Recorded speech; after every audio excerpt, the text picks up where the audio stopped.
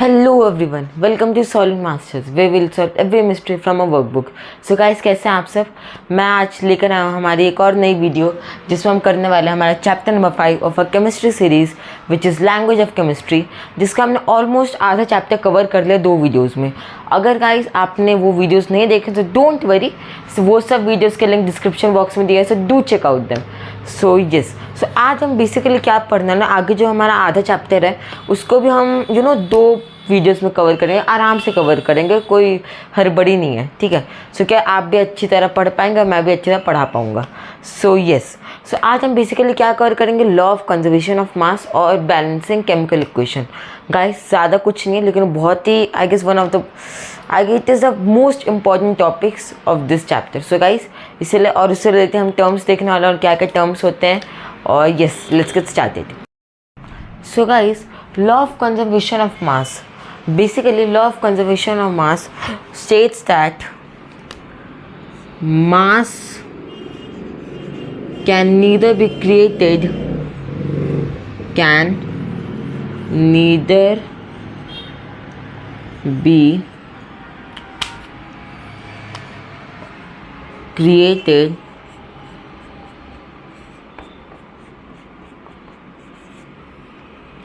nor destroyed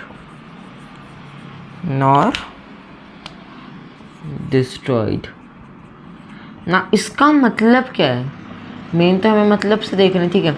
so guys, सबसे पहले important चीज़ क्या है, आप ज़रूर नोट्स बनाएं, क्योंकि ये जो नोट्स आप बनाएंगे बहुत ही आपको काम आएंगे, ठीक है।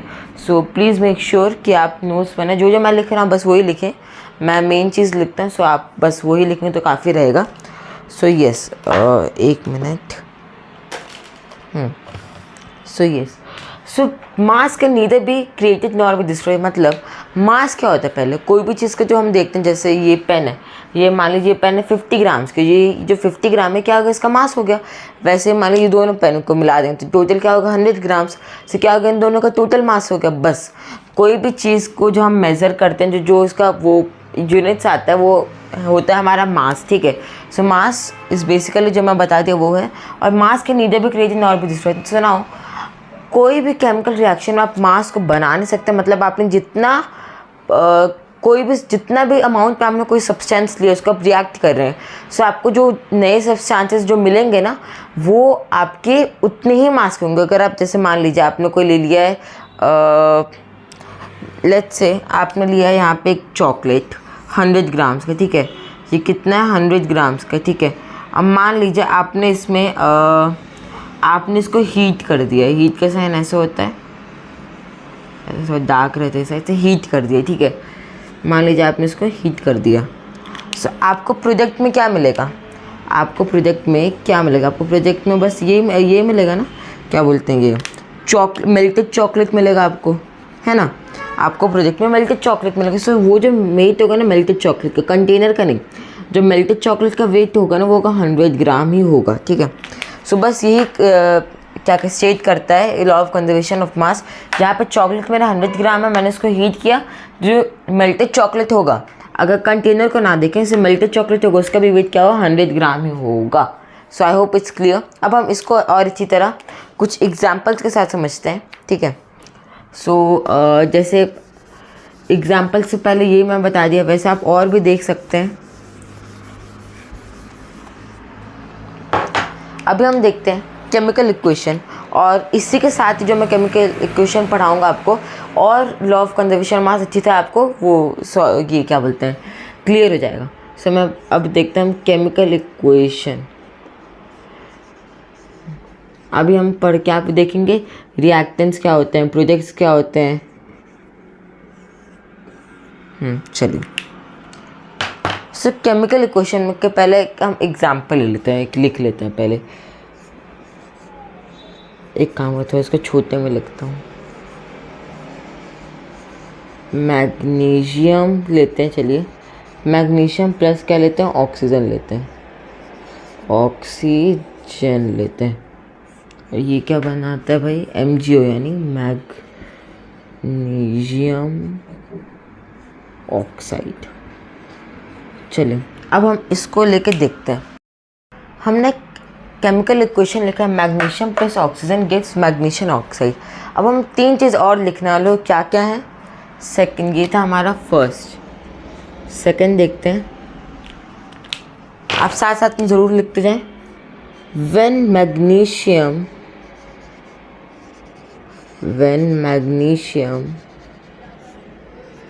is reacted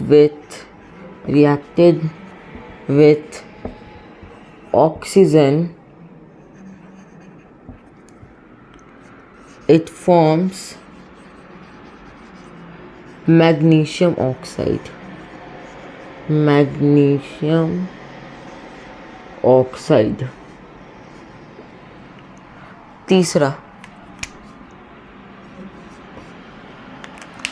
तीसरा है Mg plus O gives MgO। चलो पहले हम ये 3 टाइप्स के देखते हैं। आप पहले खुद ही इन सबको पढ़ें और सोचें आपको इनमें से क्या सबसे इजी रहेगा। ऑफ कोर्स ये तीसरा वाला सबसे इजी रहेगा, है ना। अब कैसे इजी रहेगा? मान लीजिए आपके पास आपके 2 सब्सटेंसेस है, एक मैग्नीशियम आपके पास और एक ऑक्सीजन है। आपने उन दोनों को मिला के रिएक्ट कर लिया और क्या बनता है? मैग्नीशियम ऑक्साइड बनता है। अब आपको इसको एक केमिकल इक्वेशन में दिखाना है, तो कैसे करेंगे? अगर इसको स्टेटमेंट में करते हैं, ठीक है, when magnesium is reacted with oxygen it forms magnesium oxide. यार ये बहुत लंबा हो जाता है ना, अब खुद ही बताओ लंबा है कि नहीं? यस लंबा। चलिए मान लो हम इसमें लिख भी लेते हैं ऐसे, लेकिन जब हम और लंबे रिएक्शंस देखते हैं, बहुत ही सारे रिएक्शन होते हैं लंबे लंबे, सो अगर उनमें लिखना लगेंगे तो क्या आधा घंटा टाइम आपका ऐसे ही वेस्ट हो जाएगा। इसीलिए उससे ज़्यादा कंसाइज क्या है? मैग्नीशियम, ये वाला, ठीक है, उससे ज़्यादा कंसाइज क्या है? ये मैग्नीशियम प्लस ऑक्सीजन गिव्स, ये होता है गिव्स, ठीक है, गिव्स या फिर यील्ड टू हम वो लिखेंगे, ये ज़्यादा ईजी रहेगा, गिव्स मैग्नीशियम ऑक्साइड। अब इसमें क्या खामी है? इसमें क्या, अब आप देखें पोटेशियम होता है, सोडियम होता है, आपको क्या है ना सब एलिमेंट्स के वो या कंपाउंड्स के नाम लिखने पड़ेंगे। अब बड़े बड़े रिएक्शंस होते हैं, सो इसमें भी आपको करना पड़ेगा। जैसे आपका सल्फेट है, सोडियम नाइट्रेट है, हाइड्रोजन कार्बोनेट है, ये सब क्या है ना आपको पूरा लिखना पड़ेगा। जबकि सिंबल आप उसको एकदम छोटे में लिख सकते हैं वैसे ही। तो यही बस बात है। वहाँ यहाँ पे magnesium plus oxygen gives magnesium oxide, ये भी क्या है इससे छोटा है लेकिन जनरली बड़ा है। उसको भी हमने क्या और छोटा करके ये हमने बनाया ये वाला इक्वेशन। हमने साइंस आपको सिंबल्स आते होंगे ऑफकोर्स, मतलब अगर नहीं आते कोई बात नहीं, आप जाके सबको सिंबल्स को लर्न करें, एलिमेंट्स और कंपाउंड्स के, मतलब एक कम से कम आइडिया लेना। हमने वैलेंसी पढ़ी थी, बस वो सब आप एक बार फिर से चार्ट को देख लें, ठीक है। और नॉर्मल एलिमेंट्स भी आप देखें, पीरियोडिक टेबल एक बार ज़रूर देखें, ठीक है। Mg जो मैग्नीशियम है plus oxygen O gives MgO। सबसे ज़्यादा कंसाइज यही वाला है, ठीक है, एकदम ईजी जो लग रहा है हमें वो यही है। ये क्या है? मैग्नीशियम को रिप्रेजेंट करता है, ये क्या है? ऑक्सीजन को रिप्रेजेंट करता है, और ये क्या है? ये मैग्नीशियम ऑक्साइड को रिप्रेजेंट करता है ना। ये सबसे इजी तरीका है इसको लिखने का, इसमें ज़्यादा झंझट नहीं है, बस आपको फॉर्मूला लिख देना है, ऐसे गिव्स वाले ये एरो डाल देना और ये लिख देना जो आपको फॉर्म हुआ सब्सटेंस, ठीक है। आई होप आपको क्लियर होगा क्योंकि सबसे इजी है। अब मैं क्या करता हूँ, मैं इसको मिटा देता हूँ, ठीक है। मैं इन दोनों नीचे वालों को ना मिटा देता हूँ। क्यों भाई? ऊपर वाले को क्यों नहीं? क्योंकि अभी हम एक चीज़ देखते हैं। अब मैं वापस क्या करता हूँ, इसको लिख लेता हूँ, Mg plus O gives MgO, ठीक है। अब हम देखते हैं। अब हमने देखा, हमने 2 सब्सटेंसेस को एक साथ रिएक्ट किया तो हमें जाके एक नया सब्सटेंस मिला। ये क्या होता है भाई? अभी थोड़ा डिफ़िकल्ट नहीं जा रहा। हमने 2 सब्सटेंस को रिएक्ट किया, उससे हमें एक नया सब्सटेंस मिला, फिर और भी आप क्वेश्चन में करोगे तो क्या थोड़ा ये क्लमजी और कन्फ्यूजन वाला हो जाएगा, ठीक है। इसलिए हमने इसको एक सिंपल नेम दिया है, क्या है वो? रिएक्टेंस। आप ये जो वर्ड है रिएक्टेंस को आप लिंक करें, जैसे हम देखते हैं magnesium react with oxygen to give magnesium oxide, react with oxygen, तो यही तो जहाँ पे ये रिएक्ट करें एक दूसरे के साथ वो होता है रिएक्टेंस। वही मैग्नीशियम ऑक्साइड क्या हो गया? प्रोडक्ट हमने पढ़ा है, मैथमेटिक्स में हमने पढ़ा है कि प्रोडक्ट क्या होता है भाई। जो भी प्लस मल्टीप्लाई डिवाइड माइनस क्यों उसका जो आंसर आता होता है हमारा प्रोडक्ट होता है। बस यही चीज़ है यहाँ पे। जो रिएक्टेंस है जो यहाँ पे जो लेफ्ट हैंड साइड में होता है, ठीक है, ये हो गया LHS लेफ्ट हैंड साइड, ये प्रोडक्ट क्या होगा RHS राइट हैंड साइड। बस जो सब्सटेंसेस रिएक्ट करते हैं एक दूसरे के साथ या फिर डिकम्पोज जो भी वो सब करते हैं लेफ्ट हैंड साइड में लिखे जाते हैं वो होते हैं हमारे रिएक्टेंट्स। वही जो इस एरो के राइट से यानी RHS में जो नया प्रोडक्ट मिलता है फिर डिकम्पोज में काफ़ी प्रोडक्ट्स मिलते हैं ये सबको हम क्या बोलते हैं प्रोडक्ट्स बोलते हैं। ठीक है, आई होप आपको क्लियर होगा।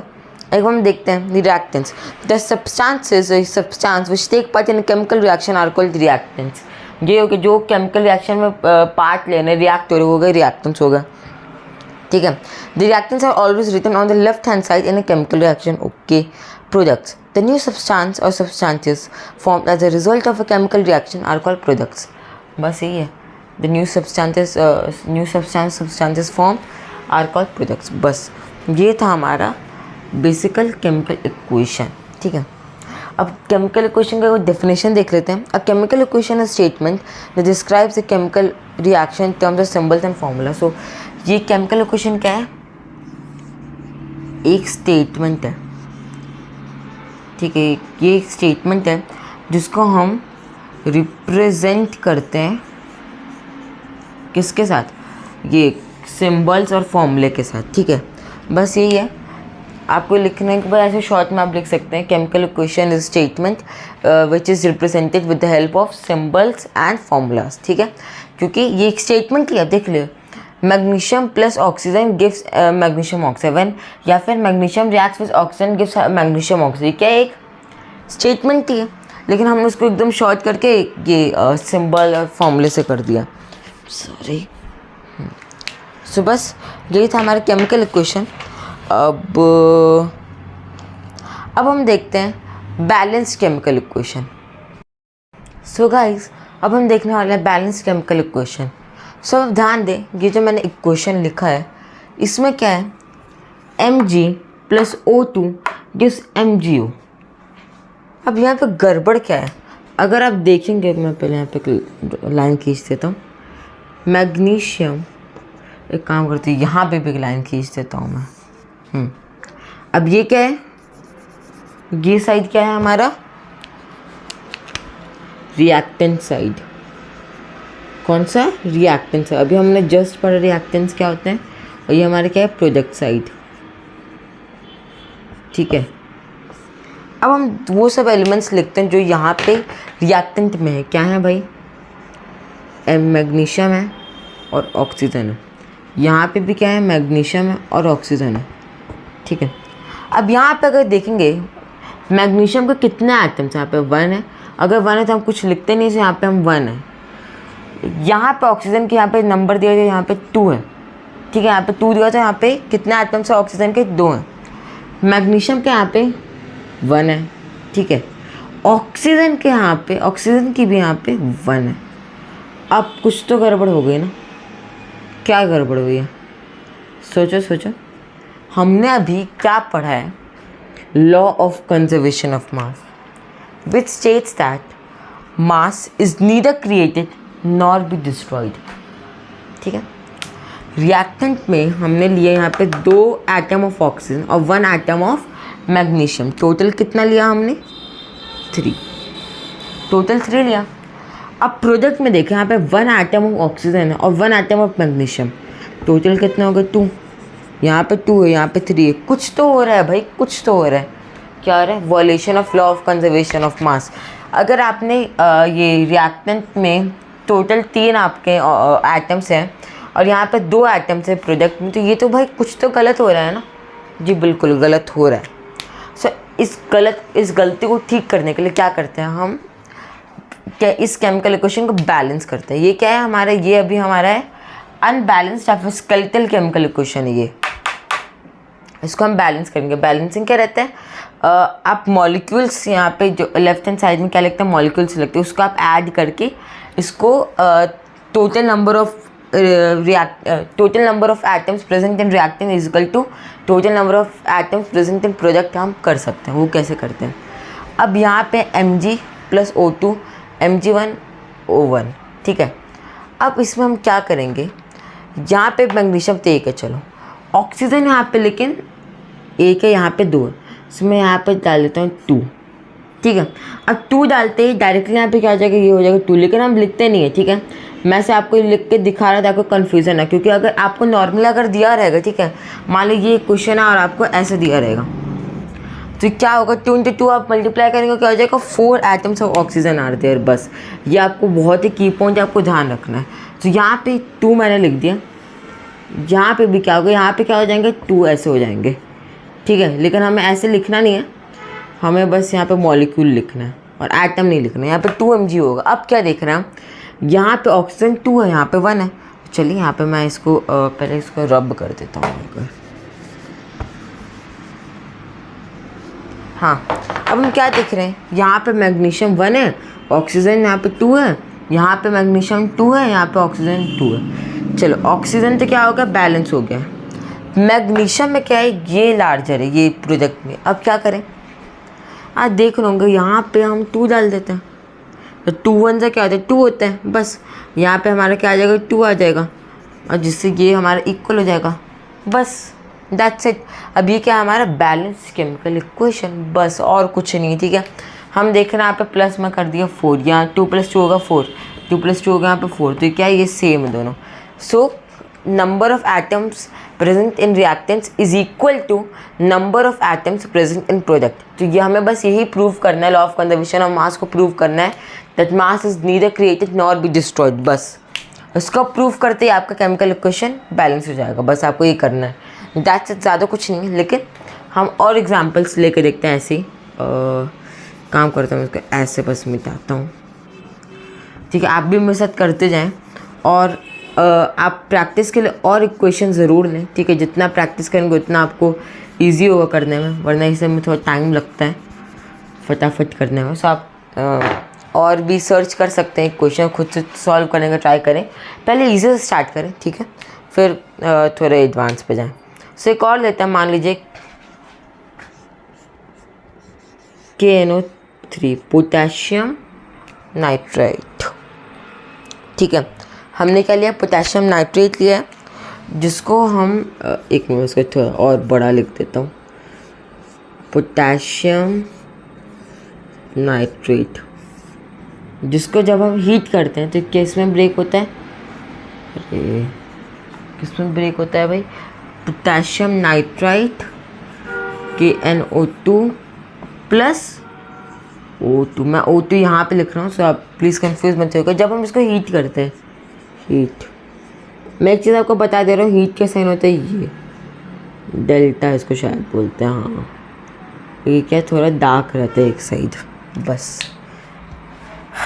अब क्या देख रहे हैं, अब हम इसमें पहले मैं लिख लेता हूँ यार, पोटेशियम है, नाइट्रोजन है, ऑक्सीजन है, पोटेशियम है, नाइट्रोजन है, ऑक्सीजन है, ठीक है भाई। अब हम क्या देख रहे हैं, पोटेशियम रिएक्टेंट में कितना है 1 है, प्रोडक्ट में कितना है 1 है, नाइट्रोजन कितना है 1 है, यहाँ पे कितना है 1 है, ऑक्सीजन यहाँ पे कितना है 3 है, यहाँ पे 2 + 2 यानी 4 है, यहाँ ये एक ज़्यादा, ये यार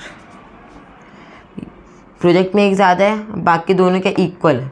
ऑक्सीजन में प्रोजेक्ट में ज़्यादा है, क्योंकि ये जो टोटल नंबर ऑफ रहते हैं ना, मान लीजिए कोई भी एक और होता है H2O होता है, और तो हम जितने भी और रहते हैं उसको हम ऐड करते हैं, ठीक है।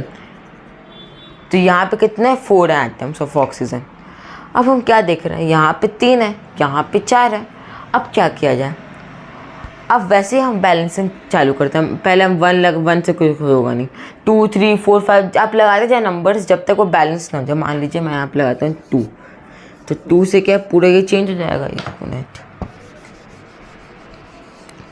2 से क्या होगा, यहाँ पे मैंने 2 लगा दिया, क्या होगा यहाँ पे 2 पोटेशियम 2 नाइट्रोजन और 2 × 3 हो जाएगा, ठीक है। ये जगह 2 × 3 क्या हो जाएगा भाई 6 ऑक्सीजन है यहाँ पे। अब यहाँ पे क्या वही रहेगा सब, 1 पोटेशियम 1 नाइट्रोजन और 4 ऑक्सीजन। अब यहाँ पे क्या देख रहे हैं, ये ये ज़्यादा बड़ा होगा, ये ज़्यादा बड़ा होगा, ये भी ज़्यादा बड़ा होगा, रिएक्टेंस सब बड़े होगा। तो अब इसको हम क्या कर सकते हैं, 2 है तो यहाँ पे भी हम 2 लिख देते हैं बस। अब यहाँ पे क्या हो गया, यहाँ पे 2 पोटेशियम हो गया, 2 नाइट्रोजन हो गया, और 2 × 2 4 प्लस 2 ये अलग है, ये याद रखिएगा, ये वाला अलग है, ठीक है, प्लस 2 ये हो जाएगा 6। बस यहाँ पे भी 2 पोटेशियम, 2 नाइट्रोजन और 6 ऑक्सीजन। बस ये हमारे क्या बैलेंस केमिकल इक्वेशन, ठीक है। आई होप आपको समझ में आ गया होगा। सो गाइस, आज की वीडियो में हमने क्या देखा, balancing chemical equation, law of conservation of mass, then water products and reactants. So guys, आज के लिए इतना ही। ऑलरेडी मतलब ठीक ठाक लेंथ की वीडियो हो गई है, and I don't want to exert more pressure on you. So guys, आज हम इतना ही रखते हैं। अगले वीडियो में हम क्या देखेंगे, क्या देखेंगे भाई, हाँ, information conveyed by chemical equation, ठीक है, बैलेंस केमिकल इक्वेशन। अब हमने बैलेंसिंग तो कर ली केमिकल इक्वेशन की, लेकिन भाई वो इंफॉर्मेशन क्या दे रहा है, मतलब लॉ ऑफ कंजर्वेशन ऑफ मास के लिए हमने कर लिया, उसका मतलब क्या है, बस वो सब देखेंगे। देन हम लिमिटेशंस देखेंगे, सो कैटालिस्ट जैसे हम अगले वीडियो में देखेंगे। So guys please do like, share and subscribe solving masters, we will solve every mystery from our workbook. Hope you all safe and happy. This is Kanishka Prasad signing off. Bye bye. Thank you.